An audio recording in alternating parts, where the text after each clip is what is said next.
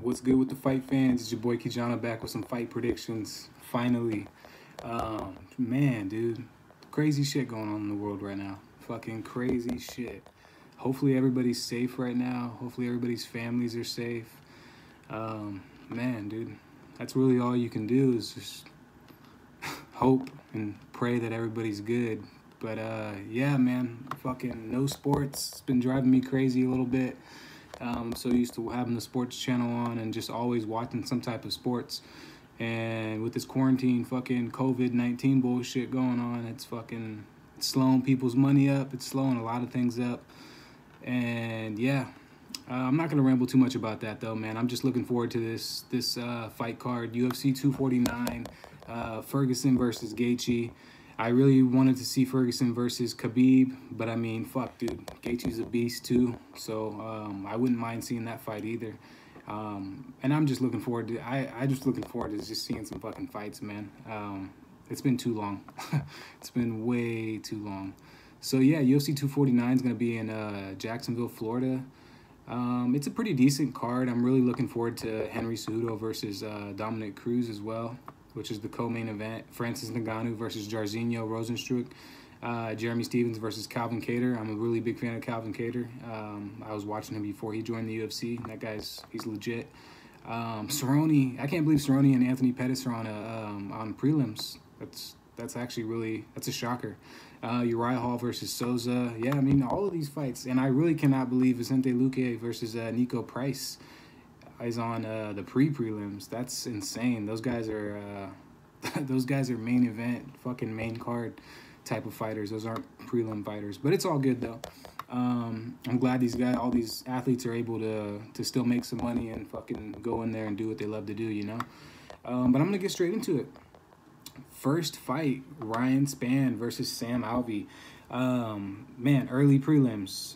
Ryan Spann, Superman. 17-5 record, 4 KO/TKO wins, 11 sub wins, 2 KO/TKO losses, 1 sub loss. He's on a 7-fight win streak. This guy's legit. He's very tall for the division. He beat Devin Clark by guillotine choke in his last fight, and that really seems to be the thing that he goes for a lot in most of his fights. That guillotine choke, he can get you from a standing position. He can get you while you're on the ground. It really doesn't matter. He has really long arms. And he gets a lot of people that put themselves in that situation. They duck under, go for a takedown, or just they duck their head under and they don't realize that this guy's gonna put them in a fucking guillotine choke real quick. So yeah, really long limbs, and he tags all of his opponents from distance. Really nasty leg kicks. He picks people apart from the outside. Throws lots of leg kicks actually. Sits very tall though. He's definitely susceptible to getting hit over the top with an overhand right, which is Sam Alvey's bread and butter. It's pretty much all he has. In my own opinion, he doesn't really seem like he's progressed since being in the UFC. Seems like he's pretty much the same Sam Alvey that was when he joined the UFC, other than him going up a weight class. Yeah, so I mean, he has 6 guillotine choke wins. That's insane. That's a lot. It's a lot of guillotine chokes. Yeah, gets a lot of them from the standing position, like I've said before, when people duck under. But this guy has decent striking. He has pretty good wrestling defense. And his cardio definitely lacks at times. But and the thing about this is this probably will go the distance because Sam Alvey's tough, man. He did get finished in his last fight, but I felt like it kind of was an early stoppage. But Sam Alvey's coming to the end of his career, in my own opinion. I'm gonna talk more about him right now. Smiling Sam Alvey, 33-13 record, 19 KO/TKO wins, 3 sub wins, 3 KO/TKO losses, 1 sub loss. This guy's a tough motherfucker, dude. He's a tough ginger. He's really never out of the fight. Even when he's tired, he tends to gas out. He's gassing out even more frequently now that he's in a heavier weight division. I'm not really sure if that's just because he's carrying more weight or if he's not doing as much cardio as he used to, or if it's his age, or if it's all three. Could be a combination of all of them. Doesn't have the best footwork. He's a very flat-footed fighter. Doesn't have the best physique for a fighter, but I mean, that really doesn't matter. This guy has he's heavy-handed, and he's not coming out there to be a model. He's coming out there to put people to sleep, and that's what he does, man. His overhand rights, that's his bread and butter, man. It puts people straight to sleep. So I can definitely see him knocking Ryan Spann out, but I don't know if he's gonna. He is on a 3-fight losing streak. He's gonna come in pretty hungry for this one. Damn. I don't know, man. I feel like it's time for Sam Alvey to hang up the gloves. His cardio lacks, but his willpower never does. So that's man. Okay, I'm gonna roll with Ryan Spann on this one. I don't want to talk too much about that fight. I'm gonna roll with him on that one to get the decision victory. Next fight, Bryce Mitchell versus Charles Rosa.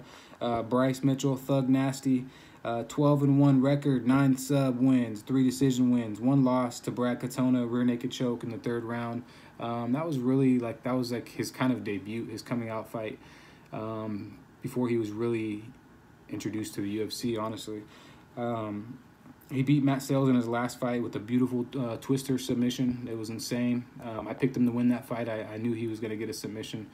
I just didn't know it was going to be a twister. I had no clue it was going to be a twister. That's some legit fucking BJJ skills right there.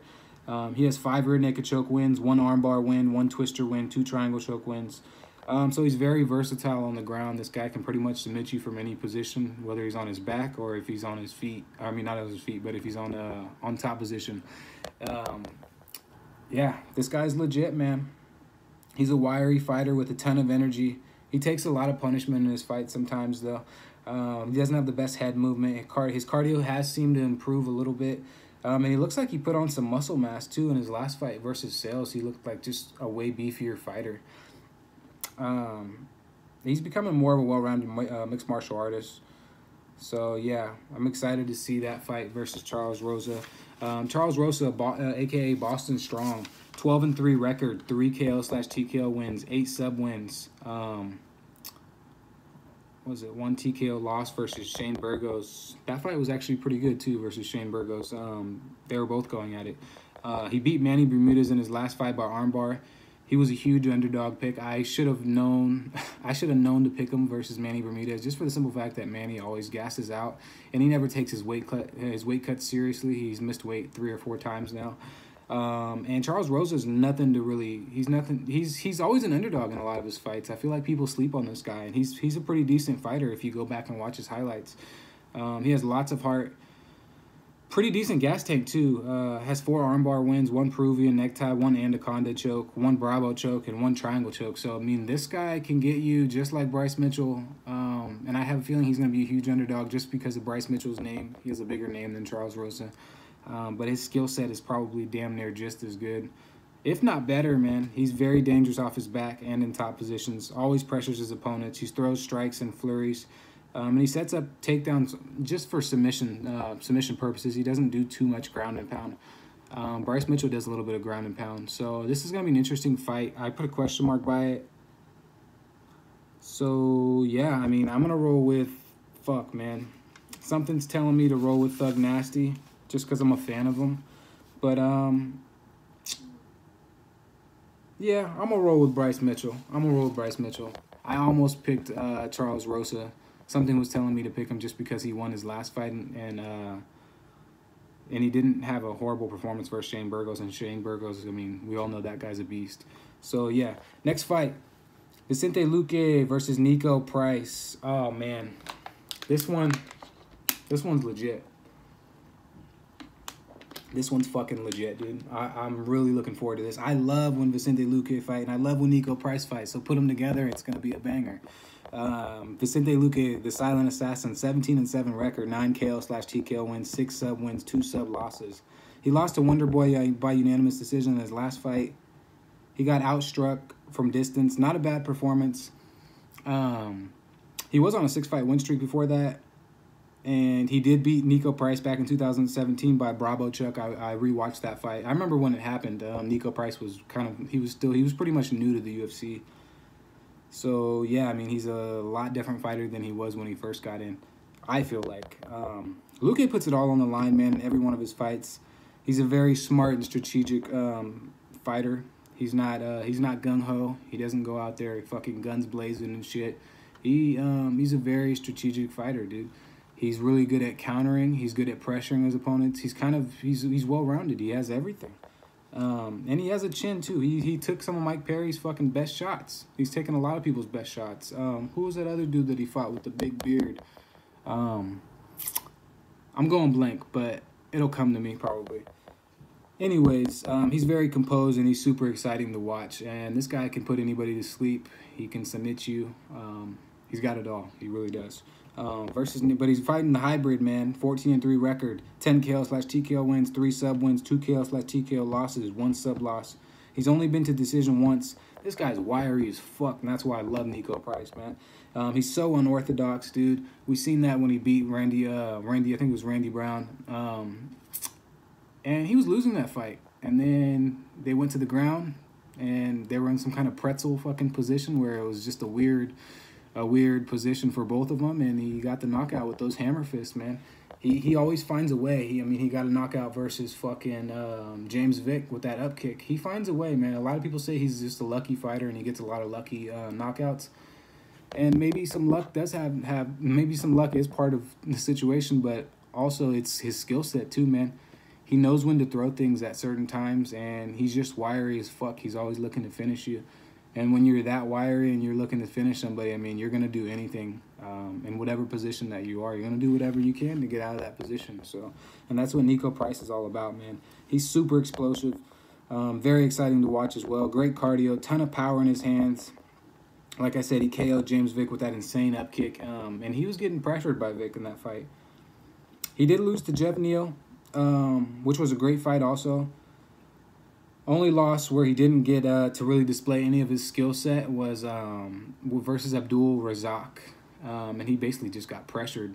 Sometimes when he gets pressured in certain fights that he has, he just he kind of folds. He doesn't really know what to do. He'll he'll try to counter strike and try to throw as many punches as he can back at you. But it's like if you're a stronger striker, then you might be fucked in that situation. It's basically like how Max Holloway did Brian Ortega, man. Like. It was too much output for him, and Abdul Razak just put too much output for him, put him against the cage, and knocked his ass out. But Nico Price is still a fucking savage, dude. Straight savage. When he fights his opponents, that pressure, it kind of just gets to him sometimes. So when they pressure more than him, because he's usually the one that likes to pressure his opponents. Anyways, I'm rolling with... I want to pick Nico Price. Don't get me wrong, I want to pick Nico Price, but I'm going to roll with the ranked 13 fighter, Vicente Luque. I'm more of a fan of Nico than I am Luque, but just because I like how he fights.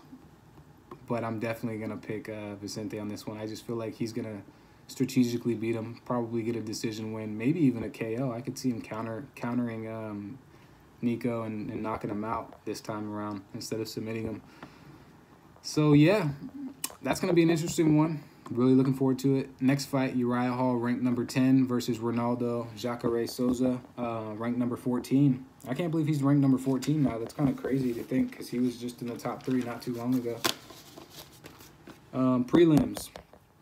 Prime time. 15-9 record. 11 KO/TKO wins. 1 sub win. 4 KO/TKO losses. He's on a 2-fight win streak. Lost last fight to Paulo Costa by second round TKO.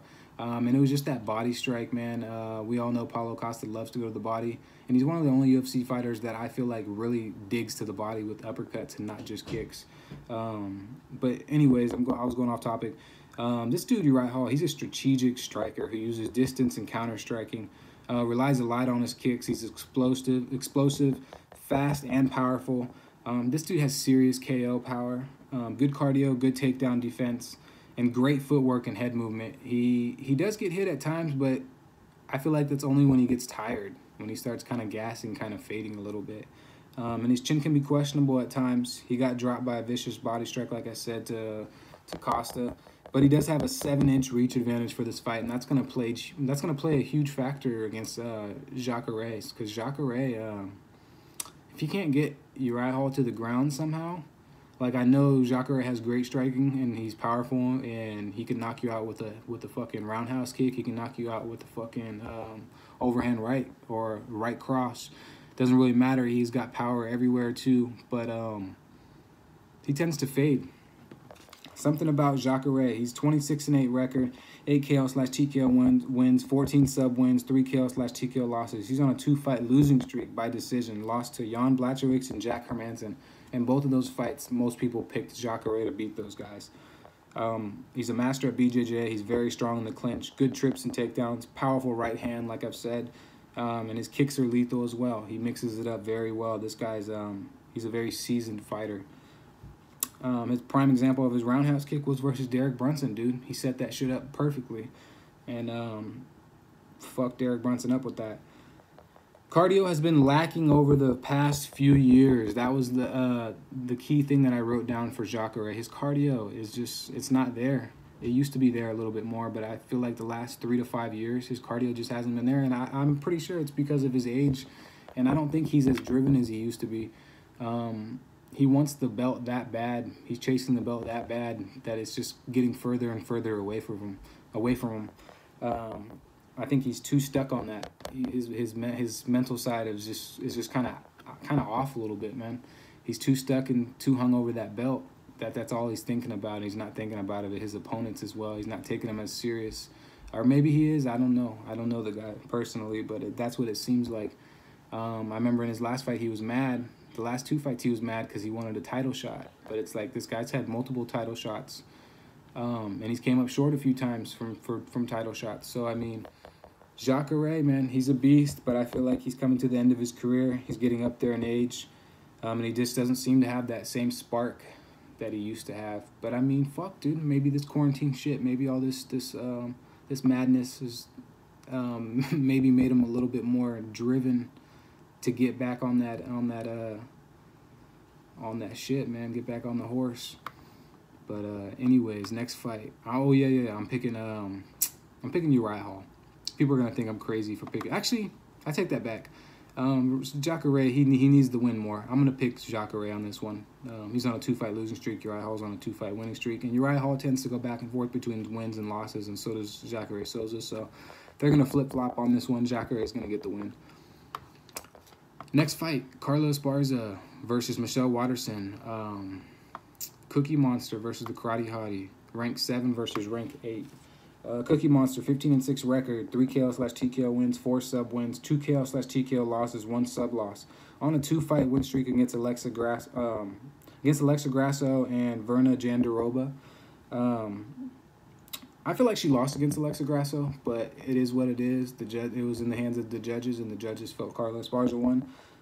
Doesn't do well against constant pressure. She's tough. She's a scrappy fighter. Relies on her wrestling a lot. If she can't get you to the ground and you can just outstrike her from range or pressure her to a point where she can't really strike back, then she's fucked. Striking has improved some, but always lacks in reach. She's only 5'1". She's got really short arms. She's got T-Rex arms. So, I mean, yeah, this is going to be an interesting one. Michelle Waterson's actually taller in this fight because she's usually the shorter fighter. She's 5'3". I think she has a few inch, like 3 or 4 inch reach advantage as well. Or maybe not. Let me check. Maybe she doesn't. I can't remember. Anyways, the Karate Hottie, 17-7 record, 3 KO/TKO wins, 9 sub wins, 1 TKO loss, 3 sub losses. Lost last fight to Joanna Jędrzejczyk. I'm not even gonna say. I guess that's how you say her last name. I still can't pronounce that shit. She got outclassed badly by Joanna. Way too much output for her, and the reach advantage was just. It was too much for Michelle Waterson, the reach and height advantage. Was on a 3-fight win streak before that. She beat Carolina, Felice Herrig, and Courtney Casey. Those are all great wins to have in that division. Has lost by guillotine and rear naked chokes. Has great side kicks, dude. Her fundamentals with her, I mean, that's why they call her the Karate Hottie. I mean, her fundamentals with her karate style is just, it's really good. And it's exciting to watch. Her push kicks are really good, too. She blitzes in and out on her opponents. Sort of like Wonder Boy a little bit, just a short chick version. She's very quick. She's a springy fighter.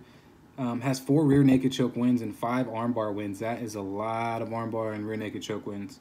Very well-rounded fighter. Has great cardio and a ton of heart. I'm rolling with the Karate Hottie on this one. I definitely feel like she could get it done.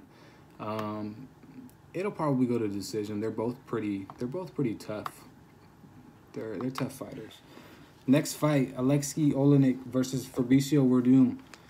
The Boa Constrictor, 58-13 record, 8 KO/TKO wins, 46 submission wins. Every single time I see 46 submission wins, it's just insane. 7 KO/TKO losses, 2 sub losses. He beat Maurice Green by armbar in round 2 in his last fight. That was an impressive performance. I picked Maurice Green.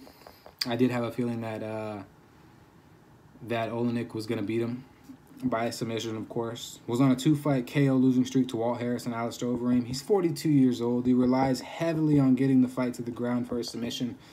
And he can submit you from the top position, the bottom position, side position. It really don't matter what position, as long as he gets you on the ground. He has like that death grip, that just old man strength. That once he gets a hold of you, he's not letting go. And that's why they call him the boa constrictor, man. He's a very flat-footed fighter. Has the KO ability, but usually only strikes to get into a clinch position, just so he can trip you, or he can make you feel like very confident in that position. And sometimes you'll go for the takedown and not realize that you just took this guy down, and fucking now you're fucked. He's gonna submit you most likely. But he has a 3-inch reach advantage and a 2-inch height disadvantage for this fight. And he, like I said, he doesn't care if he gets taken down. So Fabricio can go for a takedown all he wants. This guy is going to choke you out if you go to the ground with him. Fabricio Werdum, a.k.a. Vi Cavallo, 23-8 record, 6 KO/TKO wins, 11 sub wins, 3 KO/TKO losses. He lost his last fight to Alexander Volkov by 4th round KO. Very well-rounded heavyweight. He was a champion at one time. He has a great submission skill set as well, and that's what Fabricio was really well known for. For a heavyweight division, his submission skill set is really, really good. Kind of like how Frank Mir was known as a really good submission specialist, and that's kind of a rarity in the heavyweight division. You don't see too many submission specialists in the heavyweight division. It's usually knockout artists. But yeah, he's 42 years old as well. He's at the end of his career. Never has been submitted, and that is a key factor.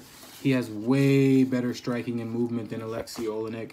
And I feel like they're both of their chins are kind of not there anymore. So but I am gonna pick Fabricio Werdum to get the win.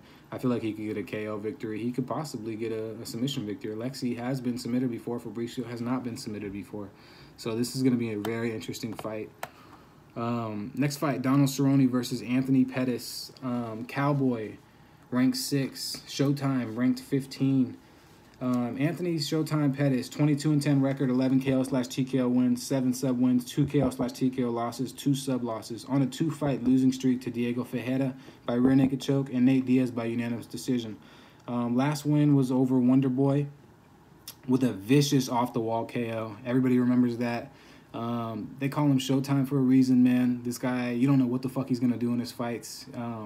He's very creative when he's in the ring, and I feel like that creativity is really good to have. Kind of reminds me of fucking Sugar Sean O'Malley. Like a lot of these newer generation of fighters, and Anthony Pettis was kind of that newer generation of fighter that kind of started this trend of just, you can do whatever. And it's just super fun to watch. But yeah, a lot of these newer generation of fighters are starting to do some very bizarre shit in the cage that works, though. If it catches you, you're going to go to sleep. So yeah, but he's 2 for 3 in his last 5 fights. He's a well-rounded fighter, super underrated submission game. Everybody tries to take this guy down, and then they end up getting submitted, and they're like, what the fuck just happened? Pettis has a ton in his arsenal, great kicking game. Doesn't do well against pressure fighters. I've said that in previous videos. He folds. He folds under too much pressure. When someone out pressures him and he can't get his kicks off and he can't use his range and his distance, he just doesn't do well. So yeah, he needs distance for his strikes and his combinations. He's a straight beast though. This guy's a fucking savage. I'm a huge fan of Anthony Pettis. Has really good cardio until he gets pressured by an opponent like Ferguson, who has an insane output. We've seen what Ferguson did to Pettis. I think Pettis actually might have dropped Ferguson as well in that fight, if I remember correctly. So, I mean, but Ferguson gets dropped a lot. He's been dropped by a few fighters. So, yeah, Donald Cowboy Cerrone, 36-14 record, 10 KO/TKO wins, 17 sub wins, 7 KO/TKO losses, 1 sub loss. On 3-fight losing streak, all TKO losses, all to top 5 opponents, Tony Ferguson, Justin Gaethje, and Conor McGregor. Another well-rounded fighter. He's been in the game for a while. I feel like he still has a little bit in his gas tank. I feel like he has about 2 or 3 fights left in him before he's just done. Before I feel like he should hang the gloves up. But that's my own opinion. He knows his body better than I do. yeah, man, he's 37 years old, has lethal combinations. His roundhouse kicks are fucking brutal. He catches people with them all the time. Tough, gritty. This guy's he's a game fighter, man. Somewhat of a stiff fighter, though. That was funny when McGregor was making those jokes about him, saying that he's stiff as a board. And you do see it in his fights and his fighting style. He's very stiff, but he somehow makes that stiffness work for him. Like, you don't have to be super flexible and super fucking just, I don't know, bouncy and springy and shit. Donald Cerrone's kind of a flat-footed fighter, but it just works for his style, dude. He's a beast. That guy's a fucking beast, and he can knock anybody out. So yeah, his body is the only thing that I wrote down that really seems like, I always write this down for his fights. It just seems like it's a weakness. His body's the weakness. That's his weak spot. And if Anthony Pettis can throw some kicks to his body somehow, it might be a short night for Donald Cerrone, because he's been finished to the body. We've seen that with Darren Till. And I feel like when he gets hit to the body, he tends to wince sometimes. I feel like that's a normal reaction, but for him, it's a little bit more. It's kind of like he knows that his body's a little bit weaker. Like, in his head, he knows that it's a little bit weaker than what it should be. And it's probably because he had surgery on his abdomen from that bull riding accident that he had. So, I mean, that's what I think. I'm going to pick Anthony Pettis on this one. I'm going to roll with Pettis all the way. Showtime. And which is weird because I usually pick Donald Cerrone, but it is what it is. Main card, man. Greg Hardy, Prince of War versus Yorgan De Castro, the Mad Titan. Excuse me. Prince of War, 5-2 record, 5 KO/TKO wins, 1 decision loss, 1 DQ loss. Lost to Alexander Volkov in his last fight. Came in on short notice and showed a ton of heart, man. And his cardio looked a lot better in that fight as well. He paced himself. He didn't blow his whole wad in one fucking round like he usually does. I feel like he's learning how to pace himself a little bit better, which is good. He had a no contest before that against Ben Sassoli. He used an inhaler during his breaks between rounds. Can't do that, man. Hardy seems to have been improving in each one of his fights. Like I said, he doesn't gas out in the first round anymore. At least that's what I've noticed in his last few fights. He definitely paces himself. And this guy's a ton of KO power. He's a knockout artist. That's all you really need to know about Greg Hardy right now. He's a knockout artist. And shit, dude, there's a big future for Greg Hardy if he can just stay on this right track. And I think he will. Even with all the negativity towards him. This guy has decent head movement. He uses his range very well, and he stalks his opponents.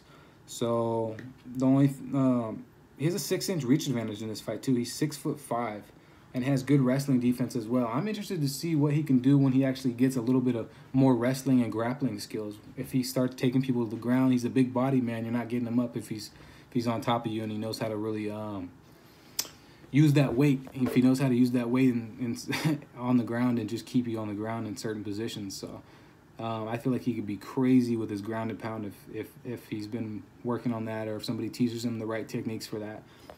But he's fighting Yorgan De Castro, the Mad Titan, 6-0 record, 5 KO/TKO wins, 1 decision win. One word for this guy: KO power. And that's pretty much for the whole heavyweight division. All of them have KO power, so it's nothing really spectacular.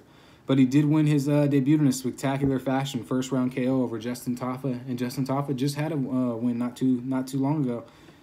His counter right hand and his left hooks are fucking nasty. Throws with bad intentions. He throws everything. Sometimes he overextends. He throws wildly at times, and that will leave him open to get countered by Greg Hardy. Strong in clinch situations. Still very new to the UFC, so we really don't know what he's going to bring to the table. But with this quarantine shit, with all this stuff that's going on, people haven't been able to train like they normally are. Maybe they're training from their home. They haven't been able to train with all the same people that they're normally with. So, I mean, it's going to be a lot. It's going to be a weird fight card. There's going to be a lot of... I feel like there's going to be a lot of finishes, but I feel like there's going to be a lot of people that maybe might gas out or just weird shit going on. I can't really describe it. But anyways, I'm rolling with Greg Hardy to get the job done. I do feel like he'll get a KO victory, or at least a decision victory in this one. Next fight, Jeremy Stephens versus Calvin Kattar. This is a fight that was already supposed to go on, and so was the last fight. Yorgan De Castro and Greg Hardy, that fight was already scheduled, so that one isn't a new fight on this card. Yeah. Jeremy Stevens, Lil Heathen, 28-17 record, 19 KO/TKO wins, 2 sub wins, 2 KO/TKO losses, 3 sub losses, on a 3-fight losing streak. Last win was in 2018 versus Josh Emmett. Vicious KO win from elbows in the second round. This guy's a powerful striker. That's really all you need to know about Jeremy Stevens.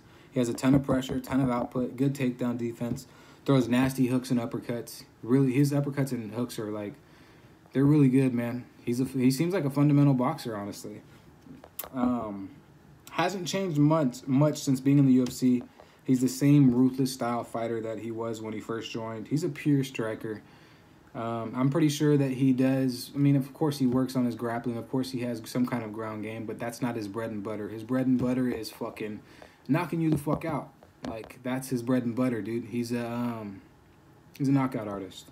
So yeah, strong in clinch situations. Got fucked up bad by a body kick from Jose Aldo. Body shows weakness in his fights. Good cardio, lots of heart. His body always shows weakness in fights.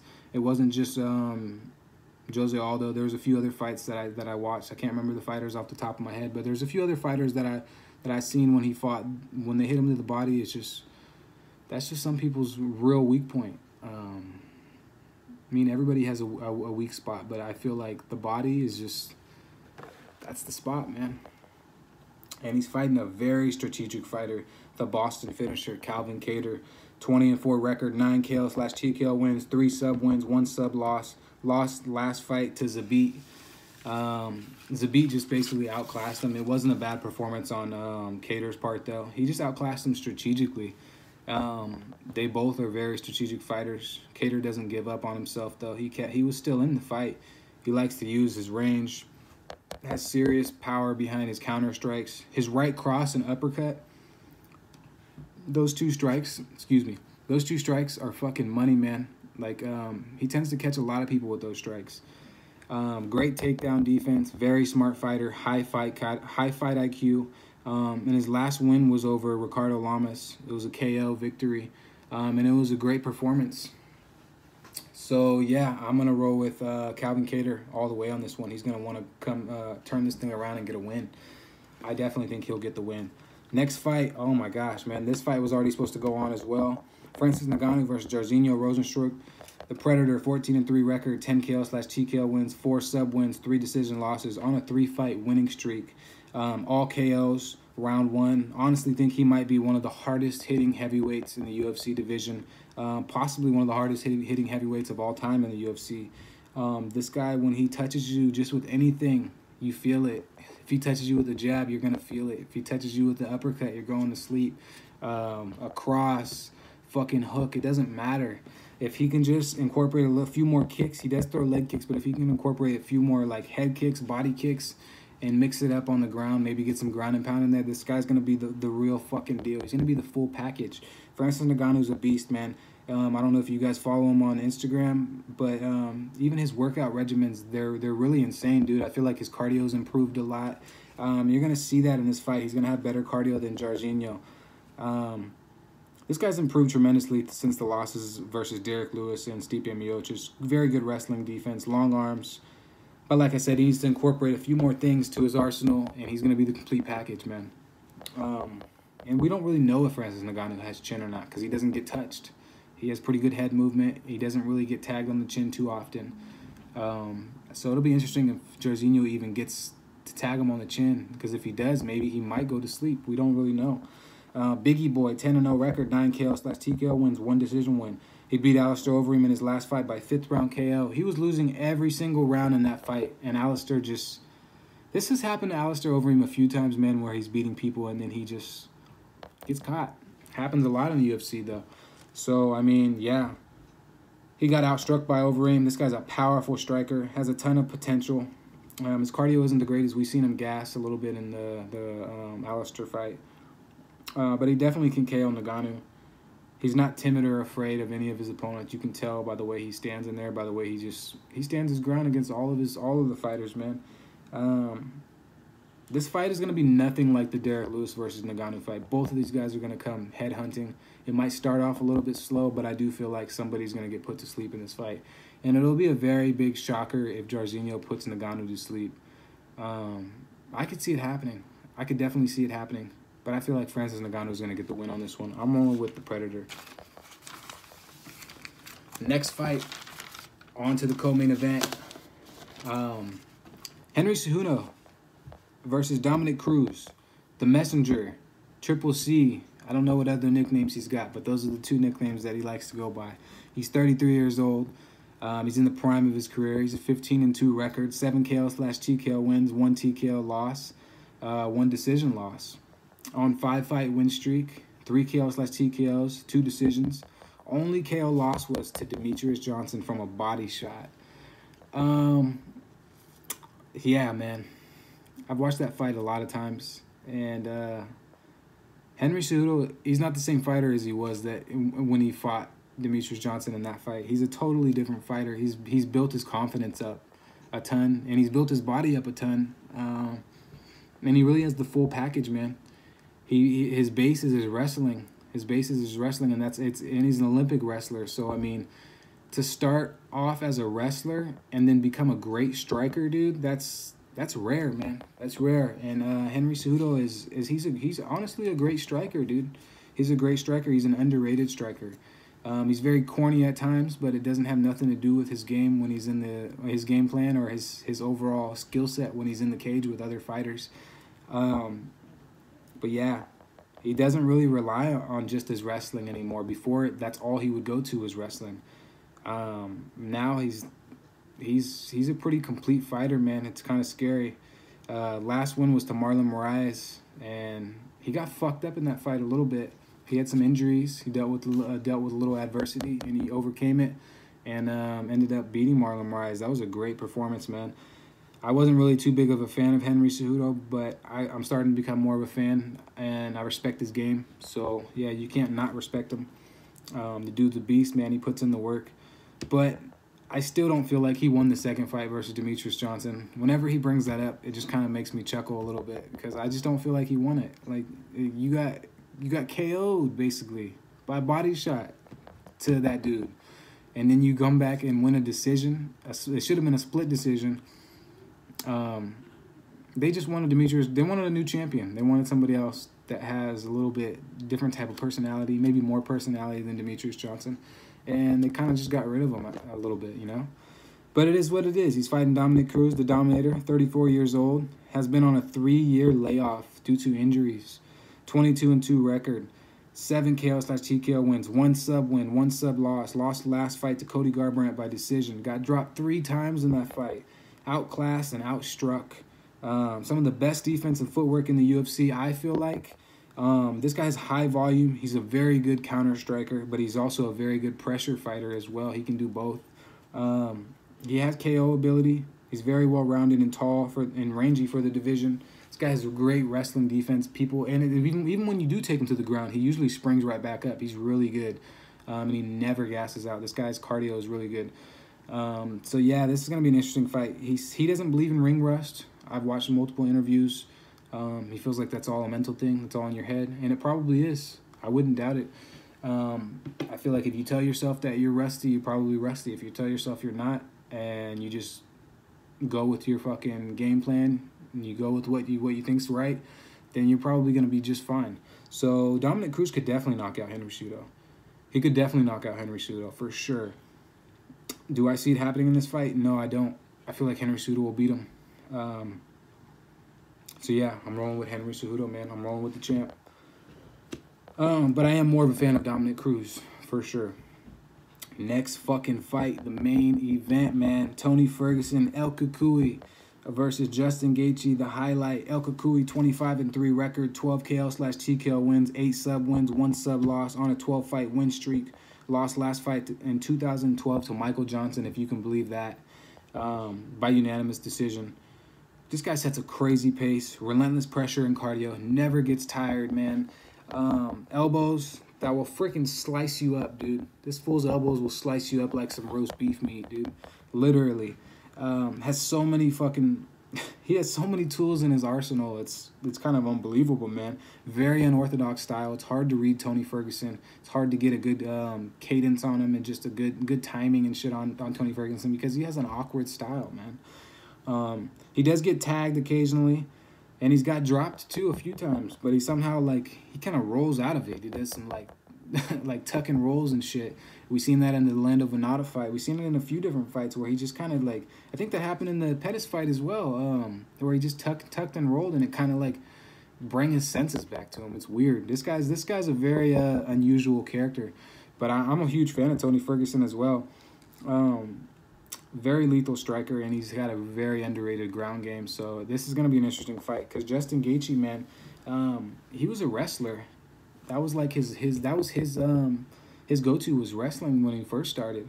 But he's 21-2 record, 18 KO/TKO wins, 1 sub win, 2 KO losses. He's on a 3-fight win streak, beats Donald Cerrone, Barbosa, and James Vick, all first-round finishes. Justin Gaethje, man, he's a knockout artist. I mean, when you got Mike Tyson telling you that you're a knockout artist, you're a knockout artist, dude. Straight up. So much respect for Justin Gaethje, man. You can tell how hard he works.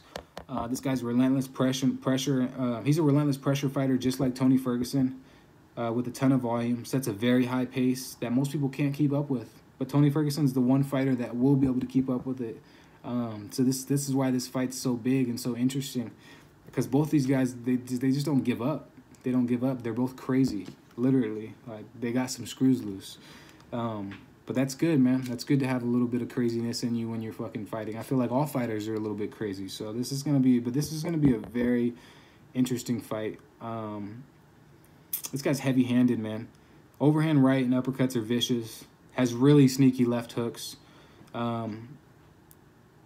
His last losses were Dustin Poirier and Eddie Alvarez, and I mean, man, he went to the third round in one and fourth round in the other, and this guy, he doesn't give up on himself, dude. We've seen that in the Michael Johnson fight on his debut to the UFC. He won't stop.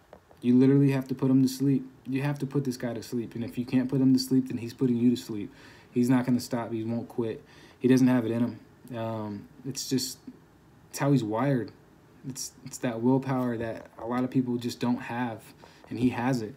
So does Tony Ferguson, and that's why I'm really looking forward to seeing this fight. And I hope this fight goes on. I hope it doesn't get canceled. I'll be really bummed if it does. But yeah, man, I'm rolling with Justin Gaethje. It's crazy for me to even say that because normally I work with Tony Ferguson, but I do feel like Justin Gaethje could clip him. I feel like he could clip him and knock him out. But I do feel like Tony Ferguson could do the same thing. This is a pick'ems fight. This is really like, oh, man. You just got to pick who you think's going to win and roll with your gut. And something's telling me Justin Gaethje's going to knock him out. And it's going to end up being Justin Gaethje versus Khabib in the future. It's crazy that fight, that's the 5th time that fight got canceled. Anyways, I'm just rambling on. Feels good to be making a video again. Feels good to be doing some fight predictions again, man. I'm going a little crazy without my fights right now. I need my fix of fights, you know. I took a lot of notes. I watched a lot of different YouTube videos, watched a lot of highlights of people. So I'm pretty confident on those picks, May 9th picks. But yeah, man. Hopefully everybody's healthy. Hopefully everybody just, man, we can get back to a normal life pretty soon. And yeah, I'm going to be doing a giveaway. I was going to do one once I reached 150 subscribers, but since this quarantine shit, it kind of slowed my subscribers down a little bit. I haven't really been getting as many. So yeah, like, subscribe, comment. Let's bring some more people to my page if you guys can. I appreciate it, but I'm going to be making another video probably 2 or 3 days before the fights for the giveaway. And I got some cool shit that I'm going to be giving away. I want to give back to some of you guys that have been supporting me on here. I definitely appreciate it. And yeah, hopefully you guys enjoy the fights.